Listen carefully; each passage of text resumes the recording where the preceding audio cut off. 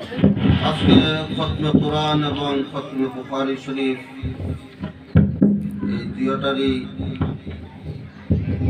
উদ্যোগে আজকের এই মুবারক মাহফিলে উপস্থিত উলামায়ে কেরাম, মুরব্বিয়ান, আমার অনেক অতিথিবৃন্দ এবং ভিতরে সম্মানিত মা ও বোনেরা, আল্লাহ পাক রব্বুল আলামিন এই বরকতময় মজলিসে আমাদেরকে শরীক হওয়ার, উপস্থিত হওয়ার তৌফিক দিয়েছেন। এর জন্য আমরা সকলে অন্তরের অন্তঃস্থল থেকে বলি আলহামদুলিল্লাহ। আলহামদুলিল্লাহ। কোরআনে কারীমের পরে সবচেয়ে সহিহ এবং নির্ভরযোগ্য কিতাব বুখারী শরীফ, আসাহুল কুতুব বাদা কিতাবিল্লাহ। ইমাম বুখারী রহমতুল্লাহি আলাইহি তিনি 194 হিজরিতে শাওয়াল মাসের 13 তারিখ শুক্রবার জুম্মা নামাজের পরে বুখারা শহরে জন্মগ্রহণ করছেন। বুখারা একসময় রাশিয়ার অন্তর্ভুক্ত ছিল, বর্তমানে এটা মধ্য এশিয়ার অন্তর্ভুক্ত একটি স্বাধীন মুসলিম রাষ্ট্র, উজবেকিস্তানের অধীনে একটি শহর। উজবেকিস্তান থেকে 600 কিলোমিটার দূরে বুখারা শহর। সেই বুখারাতে ইমাম বুখারী জন্মগ্রহণ করছেন। বর্তমানে বুখারা, সমরকন্দ, তাশকন্দ, উজবেকিস্তান শতকরা 93 ভাগ মুসলমান এবং 100 ভাগের 100 ভাগ হানাফি মযহবের অনুসারী।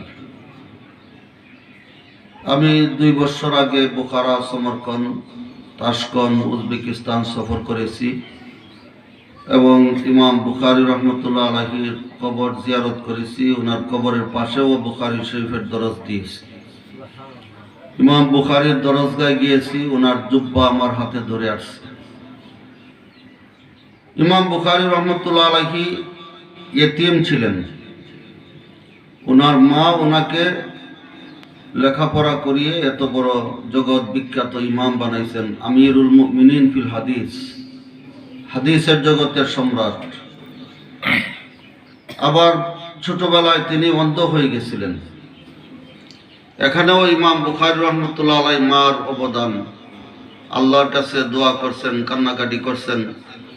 ইমাম বুখারী রহমতুল্লাহ মার দোয়া কবুল করে আল্লাহ পাক ইমাম বুখারীর চক্ষু ভালো করে দিয়েছেন এবং চোখের জ্যোতি আল্লাহ এত বাড়াই দিয়েছেন, তিনি 18 বছর বয়সে মদিনার শরীফ যে একটা কিতাব লিখছেন আত-তারিখুল কাবীর, রাত্রে চাঁদের আলোতে বসে লিখছেন, কোনো বাতির প্রয়োজন হয় নাই। ইমাম বুখারী রহমতুল্লাহ আলাইহি 10 বছর বয়সেই 70,000 হাদিস মুখস্থ করছেন।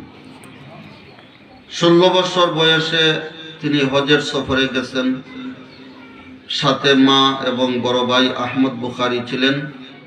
হজের সফর শেষ করে আর দেশে আসেন নাই। মক্কা মদিনায় 2 বছর রয়ে গেছেন।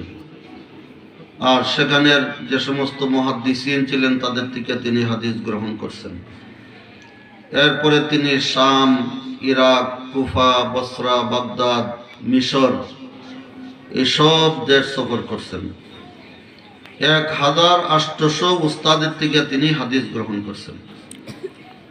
ইমাম বুখারী রহমতুল্লাহ আলাইহি 23 বছর বয়সেই 6 লক্ষ হাদিস মুখস্থ করছেন, যখন 23 বছর বয়স। আর তখনই বুখারী শরীফ লেখা শুরু করছেন। 6 লক্ষ হাদিস থেকে যাচাই বাছাই করে বুখারী শরীফে 7275টি হাদিস তিনি আনছেন। 7275টি হাদিস বুখারী শরীফে আছে। প্রত্যেকটা হাদিস লেখার আগে তিনি গোসল করছেন, 2 রাকাত নামাজ পড়ছেন, ইস্তেখারা করছেন, এরপরে একটা হাদিস লিখছেন। প্রথম হাদিস লেখা শুরু করছেন মসজিদুল হারামে বসে, মক্কা শরীফের মসজিদুল হারামে। হাদিস লেখা শেষ হওয়ার পরে তিনি অধ্যায়গুলি লিখছেন, শিরোনামগুলি লিখছেন এবং শিরোনামগুলি এক জায়গায় বসে লিখছেন মসজিদ নববীর রিয়াদুল জান্নাহ নামক স্থানে।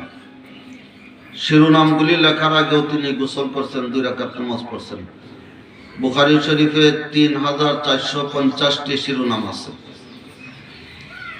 তাহলে 7275টি হাদিস আর 3450টি শিরোনাম, এগুলি লিখতে ইমাম বুখারী রহমতুল্লাহ কত হাজার বার তিনি নফল নামাজ পড়ছেন।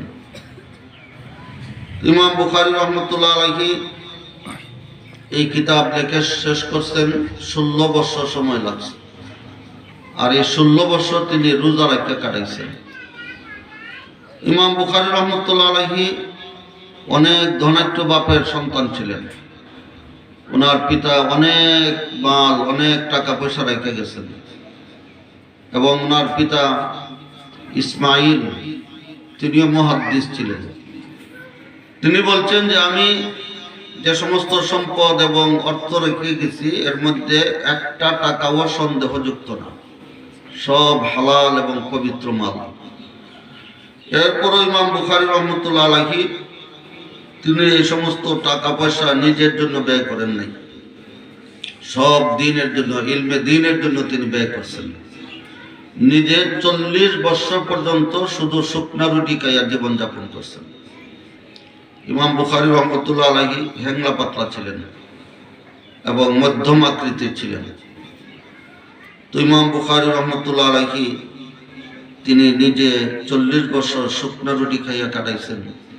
এত ধন সম্পদ, এত প্রচুর মাল ইলমে দ্বীনের জন্য তিনি ব্যয় করছেন। ইমাম বুখারী রহমতুল্লাহ আলাইহি তিনি 256 হিজরিতে শাওয়াল মাসের 1 তারিখ ঈদুল ফিতরের রাত্রে শনিবার এশার নামাজের পরে ইন্তেকাল করছেন এবং ওনার কবর বর্তমানে সমরকন্দ থেকে 25 কিলোমিটার দূরে খার্তুম নামক গ্রামে। সমরকন্দে যাওয়ার উদ্দেশ্যে তিনি বুখারার থেকে রওনা হয়েছিলেন।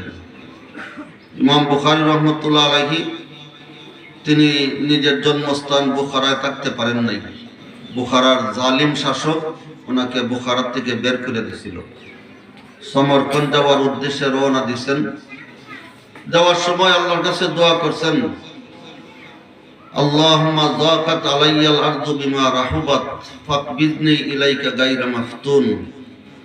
আল্লাহ, জমিন প্রশস্ত হওয়া সত্ত্বেও আমার জন্য আমার জন্মভূমি সংকীর্ণ হয়ে গেল, আমি আমার জন্মভূমিতে থাকতে পারলাম না, তুমি আমাকে ফিতনামুক্ত অবস্থায় তোমার কাছে উঠাই নিও। এই বললে তিনি বুখারার থেকে রওনা দিয়েছেন। সমরকন্দের আগেই, সমরকন্দ থেকে 25 কিলোমিটার দূরে খার্তুম নামক জায়গায় যাওয়ার পরে অসুস্থতা বেড়ে গেল এবং তিনি ঘোড়ার থেকে নামার পরে সেখানে ইন্তেকাল করছেন এবং সেখানেই ওনাকে কবর দেওয়া হয়েছে। ইমাম বুখারী রহমতুল্লাহ আলাইহিকে কবরে রাখার পরে কবরের মাটি মিশকি আম্বরের চেয়ে আরো বেশি সুঘ্রাণ হয়ে গেছে। বহু বছর পর্যন্ত মানুষ কবরের মাটি নিয়ে দেখত, মিশকি আম্বরের মতো গ্রাম কবরের মাটি। তো মাটি নেওয়ার পরে আবার মাটি দেওয়া হইতো, এটাও মিশকি আম্বরের মতো সুঘ্রাণ হয়ে যেত। এরপরে বাধাই করে কবর চতুর্দিকে ওয়াল দিয়া সেখানে রাখা হয়েছে। ইমাম বুখারী রহমতুল্লাহ আলাইহি যেদিন ইন্তেকাল করলেন, এদিন অনেক মুহাদ্দিসিনে কেরাম স্বপ্নে হুজুরে পাক সাল্লাল্লাহু দেখছেন। হুজুর সাল্লাম সাহাবায়ে কেরামদের একটা জমাত নিয়ে এক জায়গায় অপেক্ষা করতেছেন। জিজ্ঞাসা করলেন, ইয়া রাসূলুল্লাহ মা উকুফুকা হাহুনা, আপনি এখানে দাঁড়িয়ে রয়েছেন কেন? তো হুজুরে পাক সাল্লাম বললেন, ইমাম বুখারীকে নেওয়ার জন্য আমরা এখানে দাঁড়িয়ে আছি। হুজুর পাক সাল্লামকে স্বপ্নে যে সময় দাঁড়িয়ে থাকতে দেখছেন, ঠিক এই মুহূর্তে ইমাম বুখারী রহমতুল্লাহ আলাইহি ইন্তেকাল করছেন। এরপরে একজন বড় মুহাদ্দিস ছিলেন আবু যায়েদ মারওয়াজি রহমতুল্লাহ আলাইহি, শাফি মাযহাবের অনুসারী ছিলেন। তিনি একবার বাইতুল্লাহ শরীফে হজরে আসওয়াদ এবং মাকামে ইব্রাহিমের মাঝখানে ঘুমিয়েছিলেন। স্বপ্ন দেখলেন হুজুর পাক সাল্লাল্লাহু আলাইহি ওয়াসাল্লামকে। হুজুর বললেন, হে আবু যায়েদ, ইমাম শাফির কিতাব কতদিন পড়াইবে, আমার কিতাব পড়াইবে না? আবু যায়েদ মারওয়াজি বললেন, ইয়া রাসূলুল্লাহ আপনার কিতাব কোনটি? হুজুর সাল্লাম বললেন, ইমাম বুখারী যে বুখারী শরীফ লিখছে এটাই আমার কিতাব। তাহলে ইমাম বুখারীরও কত মকবুলিয়ত আর তার কিতাবেরও মকবুলিয়ত। ইমাম বুখারী রহমতুল্লাহ আলাইহির ইন্তেকালের পরে হুজুরে পাক সাল্লাল্লাহু আলাইহি ওয়াসাল্লাম সাহাবায়ে কেরামকে নিয়ে আসছেন ইস্তেকবাল করার জন্য। আর বুখারী শরীফকেও হুজুর ইসলাম বলছেন এটা আমার কিতাব। এই জন্য উলামায়ে কেরামদের তাজরিবা এবং অভিজ্ঞতা, সকল উলামায়ে কেরাম একমত যে বুখারী শরীফের খতমের পরে দোয়া কবুল হয়। এই জন্য আজকে আমরা এই মুবারক অনুষ্ঠানের আয়োজন করছি, যাতে খতমে বুখারীর দোয়ার মধ্যে এলাকাবাসী, মাদ্রাসার হিতাকাঙ্ক্ষী, ছাত্রীদের অভিভাবক অভিভাবিকা তারা এই মকবুল দোয়ার মধ্যে শরীক হইতে পারে। ইমাম বুখারী রহমতুল্লাহ আলাইহি তার এই কিতাব ওহীর আলোচনার দ্বারা শুরু করছেন, কারণ ওহী হল দ্বীনের মূল জিনিস। ওহীর মাধ্যমেই দ্বীনের সব কিছু জানা গেছে। হুজুরে পাক সাল্লাল্লাহু আলাইহি ওয়াসাল্লামের নবুয়ত এবং রিসালত ওহীর মাধ্যমে প্রমাণিত হয়েছে। ওহীর মাধ্যমেই মানুষ আল্লাহর সাথে গভীর সম্পর্ক কায়েম করতে পারে। ওহীর শিক্ষা দ্বারাই আদর্শ মানুষ হইতে পারে। ইনসানিয়ত এবং মানবতা মানুষের মধ্যে আসে একমাত্র ওহীর শিক্ষার দ্বারাই। ওহীর পরশে না গেলে মানুষ আদর্শ মানুষ হইতে পারে না। জাগতিক বিদ্যায় যত পারদর্শী হোক, ডক্টরেট করুক, কিন্তু যদি কোরআনের শিক্ষা না থাকে, ওহীর শিক্ষা না থাকে, তার মধ্যে আর একটা হাইওয়ান জানোয়ারের মধ্যে কোনো পার্থক্য থাকে না, কারণ তার মধ্যে ইনসানিয়ত এবং মানবতা থাকে না। এজন্য কোরআনের শিক্ষার সাথে আমাদের সম্পর্ক রাখতে হবে। আল্লাহ পাক এই মাদ্রাসাকে কবুল করেন। এই মাদ্রাসার ওসিলায় এলাকায় ওহীর শিক্ষা, কোরআন এবং হাদিসের শিক্ষার একটা সুযোগ আল্লাহ তাআলা করে দিয়েছেন। যদিও মাদ্রাসার এখনো নিজস্ব কোনো জায়গা হয় নাই, নিজস্ব জায়গায় মাদ্রাসা প্রতিষ্ঠা করা সম্ভব হয় নাই, কিন্তু আল্লাহর কাছে কোনো কিছুর অভাব নেই। আমরা আজকে বিশেষভাবে দোয়া করব আল্লাহ পাক যেন এই মাদ্রাসাকে নিজস্ব জায়গায় বহুতল ভবনের ব্যবস্থা করে দেন। এখানে যেন রাসূলের মেহমানরা তারা ভালোভাবে থাকতে পারে, খাইতে পারে, সুন্দরভাবে লেখাপড়া করতে পারে। আল্লাহ পাক যেন এর সুন্দর ব্যবস্থা করে দেন, এই দোয়া আমরা করব। তো ওহীর আলোচনার দ্বারা কিতাব শুরু করছেন। ওহীর আলোচনা এটা হলো কিতাবের ভূমিকা। মূল কিতাব শুরু করছেন কিতাবুল ঈমানের দ্বারা, আর শেষ আনছেন কিতাবুত তাওহীদ। তো কিতাবের শুরু এবং শেষের মধ্যে সম্পর্ক যে তাওহীদ ছাড়া আল্লাহর কাছে ঈমান গ্রহণযোগ্য না। অনেকে মুখে ঈমানের কথা বলে, পরিচয় দেয় মুসলমান, কিন্তু শিরিকের মধ্যে লিপ্ত। ঈমানের সঙ্গে যদি কেউ শিরিক করে তাহলে এটাকে ঈমান বলে না, ঈমান থাকে না, সে সাথে বেঈমান হয়ে যায়। আজকে এই সমস্ত মাদ্রাসা যদি না থাকতো, উলামায়ে কেরাম যদি না থাকতেন, উলামায়ে কেরামদের তত্ত্বাবধানে যদি দাওয়াত ও তাবলীগের মেহনত না থাকতো, তাহলে এই দেশের মানুষ ঈমান নিয়ে বাঁচাটা খুব কঠিন ছিল। কারণ আমাদের দিকে, আমাদের চতুর্দিকে, একদিকে ভণ্ডদের ফিতনা, আর একদিকে কাদিয়ানি ফিতনা। আবার আপনাদের টাঙ্গাইলের থেকেই আরেকটা দলের উদ্ভব হয়েছে, হিজবুত তাওহীদ। এই হিজবুত তাওহীদ মুসলমানদেরকে বেঈমান বানানোর জন্য তারা তৎপর। সুতরাং এই ফিতনার যুগে আমাদের ঈমান, আমাদের আকীদা, আমাদের আমলকে হেফাজত করতে হইলে উলামায়ে কেরামের সম্পর্ক, উলামায়ে কেরামদের সাথে মহব্বত, এটা হলো সবচেয়ে বড় জিনিস। এর বিকল্প আর কিছু নেই। ইমাম বুখারী রহমতুল্লাহ আলাইহি কিতাবুল ঈমানের দ্বারা শুরু করছেন, কিতাবুত তাওহীদের দ্বারা শেষ করছেন। আমাদের ঈমান তাওহীদ যুক্ত ঈমান লাগবে, শিরিক মুক্ত ঈমান লাগবে। প্রথম বাব আনছেন বাবু কাইফা কানা বদউল ওয়াহয়ি ইলা রাসূলিল্লাহি সাল্লাল্লাহু আলাইহি ওয়াসাল্লাম। ওহীর সূচনা কিভাবে হয়েছিল? তো ওহীর সূচনা হয়েছে জাবালে নূরের হেরা গুহায়। এক সময় যেটাকে হেরা পর্বত বলা হতো, এখন এটাকে জাবালে নূর বলা হয়। এই জাবালে নূরে একটা গুহা আছে, সেই গুহায় হুজুরে পাক সাল্লাল্লাহু আলাইহি ওয়াসাল্লাম নির্জনে আল্লাহর ইবাদত বন্দেগী করছেন 40 দিন পর্যন্ত।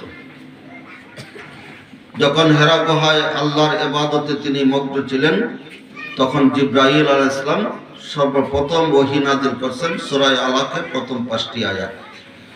এখান থেকেই ওহীর সূচনা হয়েছে। ইমাম বুখারী রাহমাতুল্লাহ আলাইহি ওহীর সূচনার দ্বারা প্রথম বাব আনছেন, আর শেষ বাব আনছেন বাবু কওলিল্লাহি ওয়া নাদাউল মাওয়াজিন আল কিসত লিয়াউমিল কিয়ামা। কিয়ামতের দিন আমাদের আমলের ওজন হবে। তো ওহীর আলোচনা আর আমলের ওজন দুইটার মধ্যে সম্পর্ক হইল যে ওহীর মাধ্যমে যে শরীয়তের আমল আমরা জানতে পারছি, আমলের শুরু হয়েছে ওহীর দ্বারা, আর আমলের শেষ হবে মিজানের ওজনের দ্বারা। তো ওহীর দ্বারা শুরু আর মিজানে ওজনের দ্বারা আমলের শেষ। এই আমলের শুরু এবং শেষ, প্রথম বাব এবং শেষ বাবের মধ্যে এর সম্পর্ক। ইমাম বুখারী রাহমাতুল্লাহ আলাইহি প্রথম হাদিস আনছেন ইন্নামাল আমালু বিন্নিয়াত, আর শেষ হাদিস আনছেন সাকিলাতান ফিল মিজান। প্রথম হাদিস আর শেষ হাদিসের মধ্যে সম্পর্ক হইল কিয়ামতের দিন আল্লাহ তাআলা আমাদের আমল যে ওজন করবেন, আমলের সংখ্যা বেশি হইলে, আমলের পরিমাণ বেশি হইলে মিজান ভারী হবে না, বরং মিজান ভারী হবে। ইমাম বুখারী প্রথম হাদিসের দ্বারা প্রমাণ করছেন ইন্নামাল আমালু বিন্নিয়াত, অর্থাৎ সহিহ নিয়তের দ্বারা।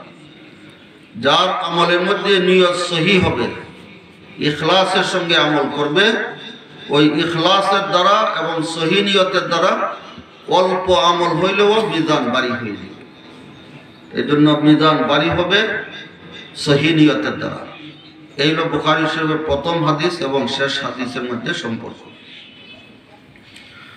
ইমাম বুখারী রাহমাতুল্লাহ আলাইহি শেষ বাব এবং শেষ অধ্যায়টা আনছেন মুতাজিলাদের ভ্রান্ত মতবাদকে খণ্ডন করার জন্য।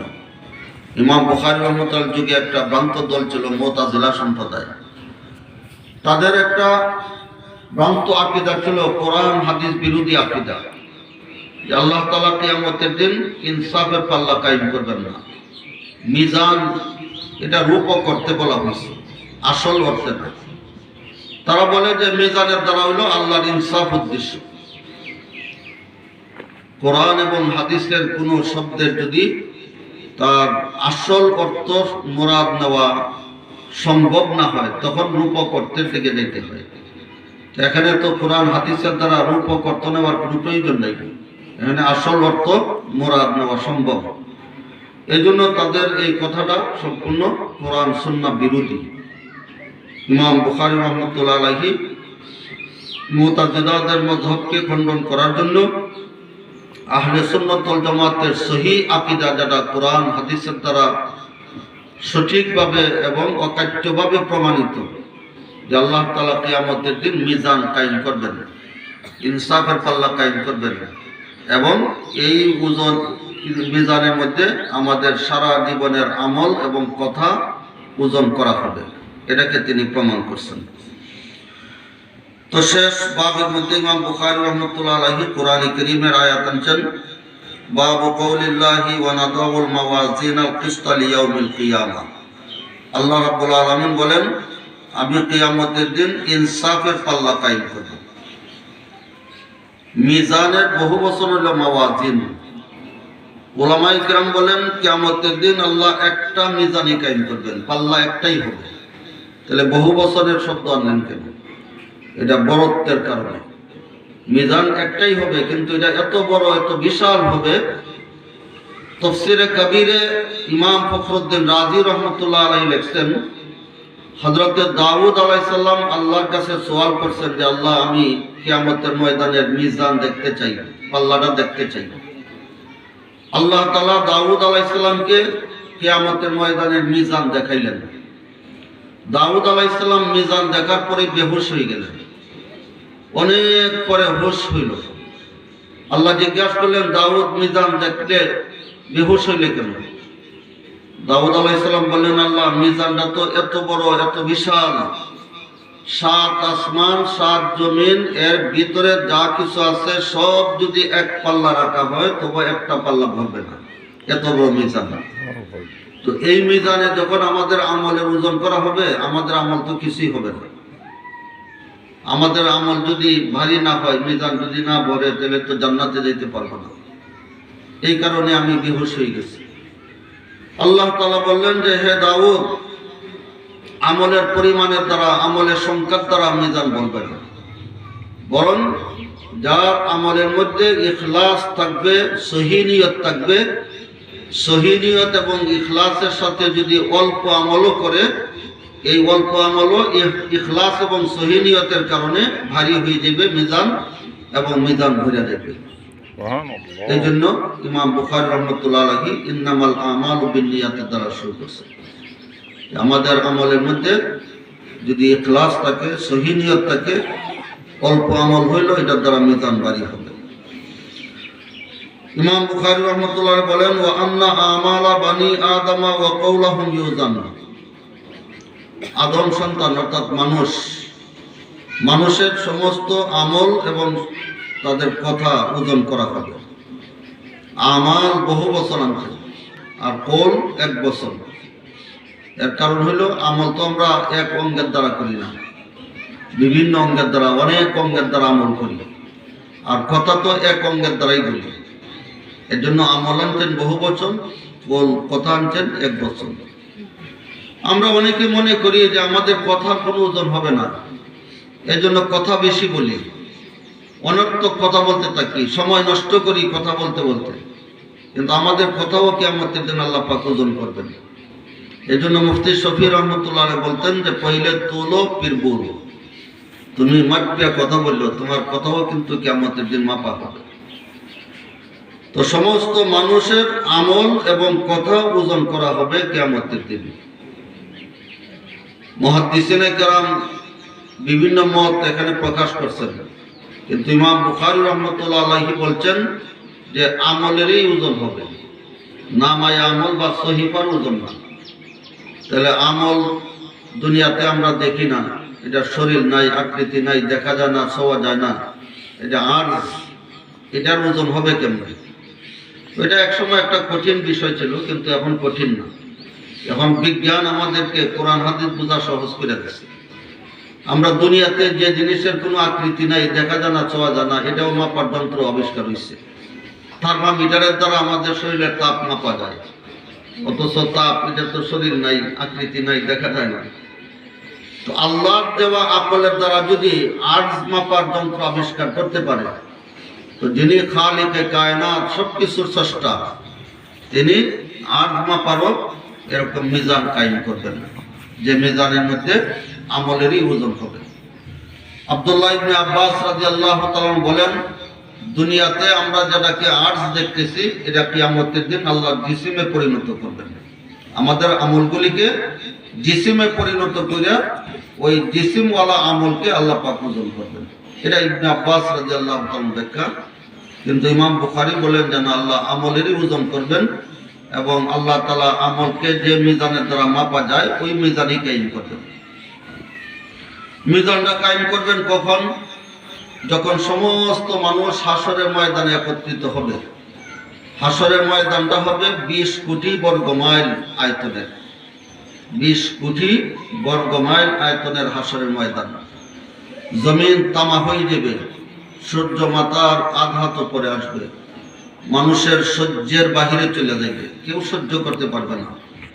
তখন সুপারিশের জন্য আদম আলাইহিস সালাম থেকে নিয়ে ঈসা আলাইহিস সালাম পর্যন্ত বড় বড় নবী রাসূলদের কাছে যাবে, কোনো নবী সুপারিশ করতে পারবেন না, নবীগণও নাফসি নাফসি বলবেন।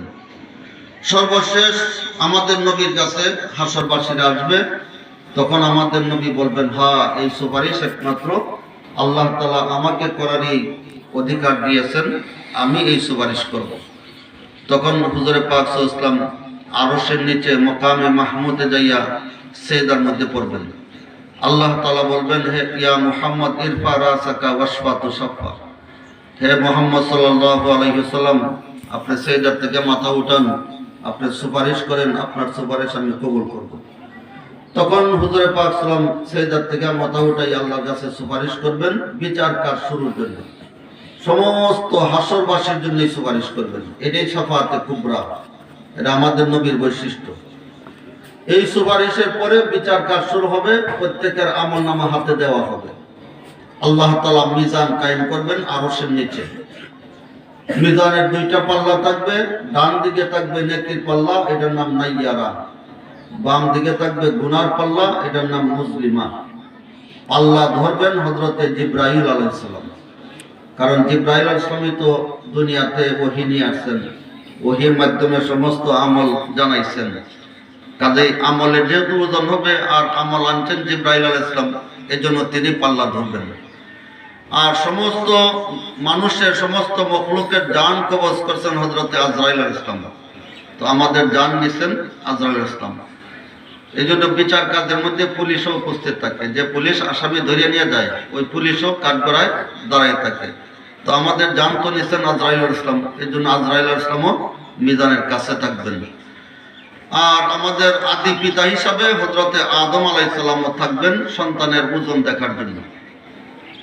হযরতে জিবরাইল আলাইহিস সালাম পাল্লা ধরবেন, হযরতে আজরাইল আলাইহিস সালাম একদিকে থাকবেন, হযরতে আদম আলাইহিস সালাম আরেকদিকে থাকবেন।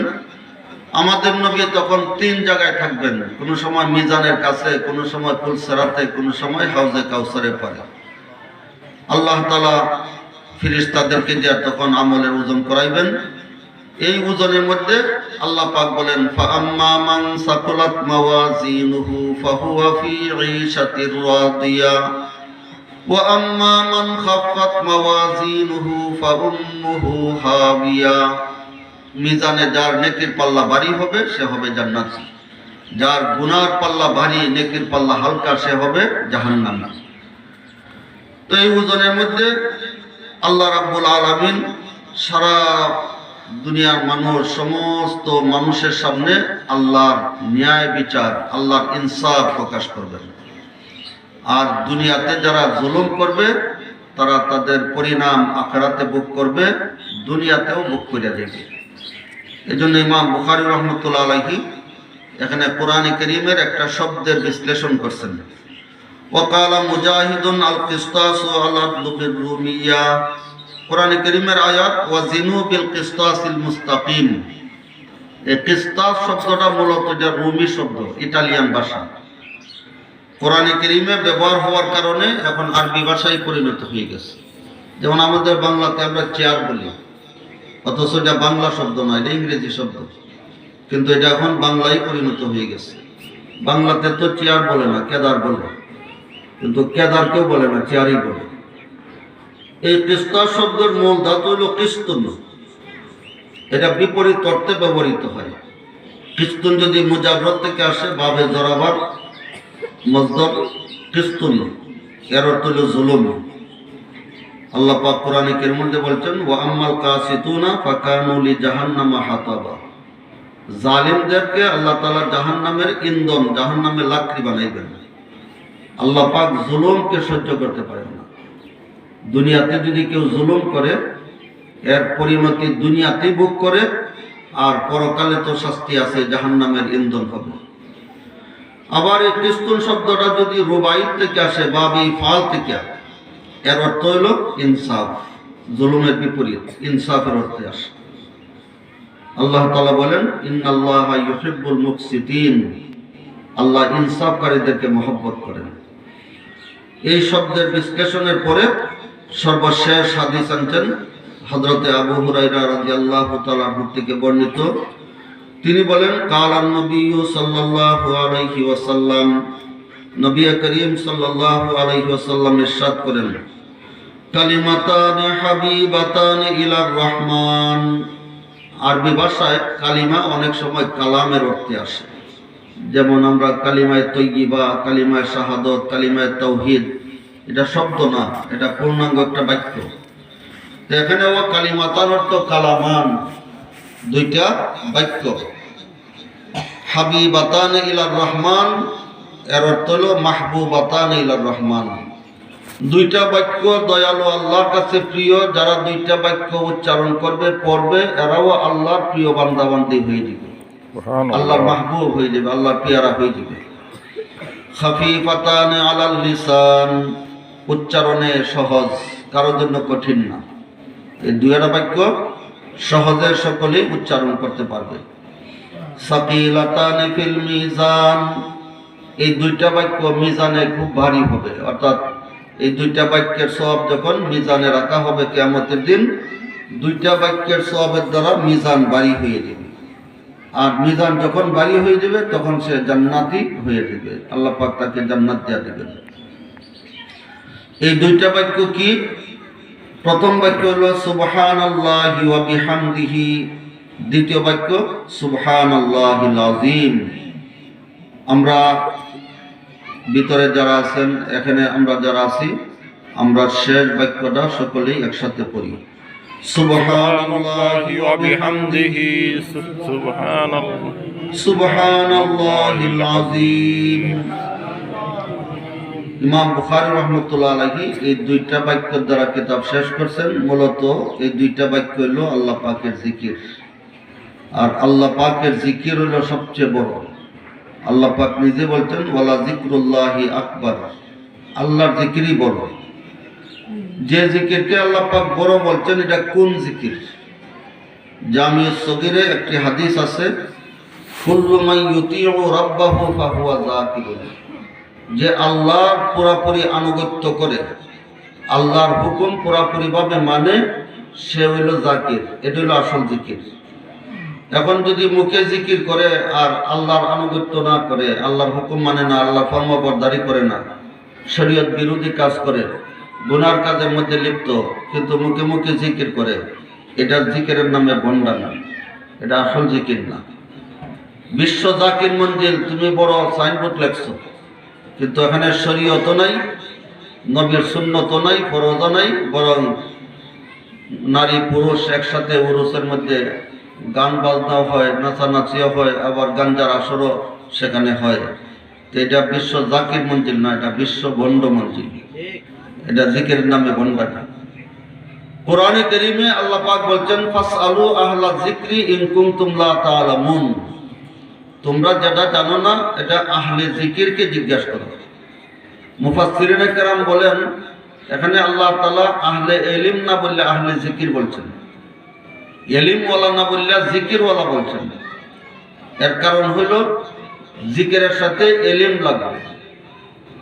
যদি জিকিরের সাথে ইলম না থাকে, শুধু জিকির করে ইলম নাই, তাহলে এটা ভণ্ডামি। আবার ইলমের জন্য জিকির লাগবে। শুধু যদি ইলম থাকে, জিকির না থাকে, আল্লাহর আনুগত্য না থাকে, শুধু ইলম, এটা শয়তান। শয়তানের অনেক ইলম ছিল, মুআল্লিমুল মালায়েকা ছিল, কিন্তু তার মধ্যে জিকির ছিল না, আল্লাহর আনুগত্য, আল্লাহর হুকুম মানে নাই, আল্লাহর হুকুমে সিজদা করে নাই। তাহলে জিকির ছাড়া ইলম, যে কারণে সে শয়তান হয়ে গেছে। এজন্য মুফাসসিরিনে কেরাম বলেন জিকিরের জন্য ইলম লাগবে, ইলমের জন্য জিকির লাগবে। আমাদের তাবলীগ জামাতের বাণী হযরত মাওলানা ইলিয়াস রাহমাতুল্লাহ আলাইহি হযরতজি, তিনি যে তাবলীগের 6 উসুল পেশ করছেন, এই 6 উসুলের মধ্যে একটা উসুল হইল ইলম ও জিকির। এই দুইটা মিললা একটা, আলাদা আলাদা না। ইলম ও জিকির দুইটা মিললা কি একটা। কেন? ইলমের জন্য জিকির লাগবে, জিকিরের জন্য ইলম লাগবে, একটা ছাড়া আরেকটা হবে না, কাজে দুইটা মিললা একটা। এজন্য জিকিরের জন্য ইলম লাগবে। যেমন ইলম যদি শিখতে না পারেন, তো একজন আহলে ইলম, একজন হক্কানি আলেম, একজন শরীয়ত এবং সুন্নতের পাবন্দি যারা করে, এদের পরামর্শে, এদের অধীনে, এদের সঙ্গে সম্পর্ক রাখে আপনি জিকির করেন, তাহলে ফায়দা হবে। নিজে নিজে জিকির করলেন গুমরাহ হওয়ার আশঙ্কা আছে। একজন আল্লাহওয়ালা বুজুর্গ, তার সোহবতের মাধ্যমে আপনি জিকির করেন, এর দ্বারা ফায়দা হবে। তাহলে যে জিকিরের দ্বারা আল্লাহর সমস্ত হুকুম পালন করে, আল্লাহর আনুগত্য করে, এই জিকিরকে বলা হয়েছে ওয়ালা যিকরুল্লাহি আকবার। আর এই জিকির হইল রূহের খোরাক। যার মধ্যে জিকির আছে তার রূহ জিন্দা, জিকির নাই রূহ মুর্দা। এই কারণে আল্লাহ পাক রব্বুল আলামিন কোরআনে কারীমে বেশি বেশি জিকির করার কথা বলছেন। আর কোনো ইবাদত বেশি বেশি করার জন্য বলেন নাই, কোনো ইবাদত বেশি বেশি করার জন্য বলেন নাই, একমাত্র জিকির বেশি বেশি করার জন্য বলছেন। ইয়া আইয়ুহাল্লাযীনা আমানু যকুরুল্লাহা যিকরান কাসীরা। আল্লাহ বলেন, হে ঈমানদাররা, তোমরা বেশি বেশি জিকির করো।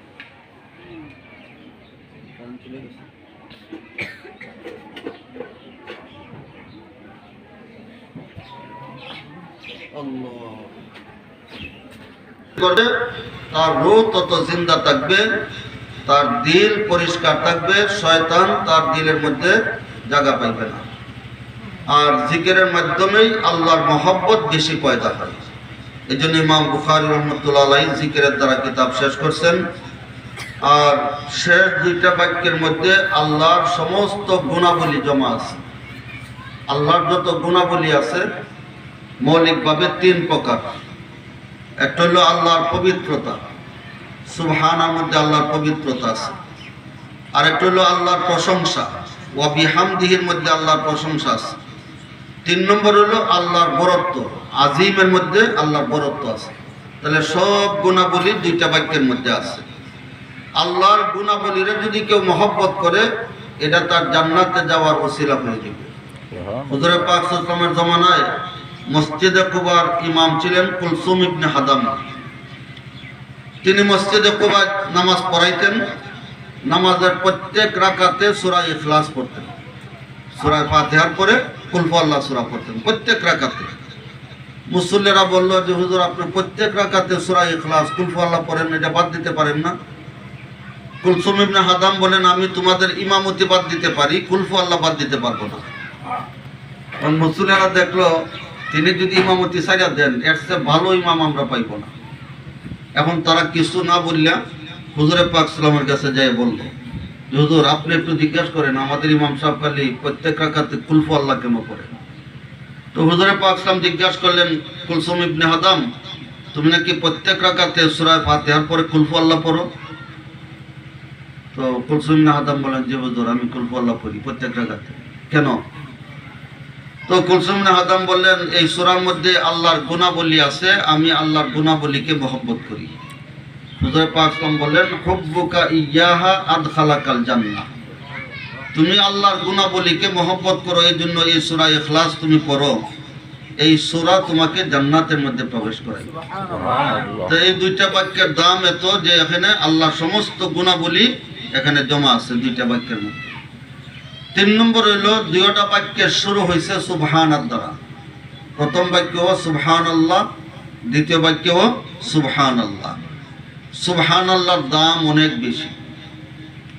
আল্লামা ইমাম ইবনুল জাজারি, আল ইমামুল জাজারি বলা হয় ওনাকে।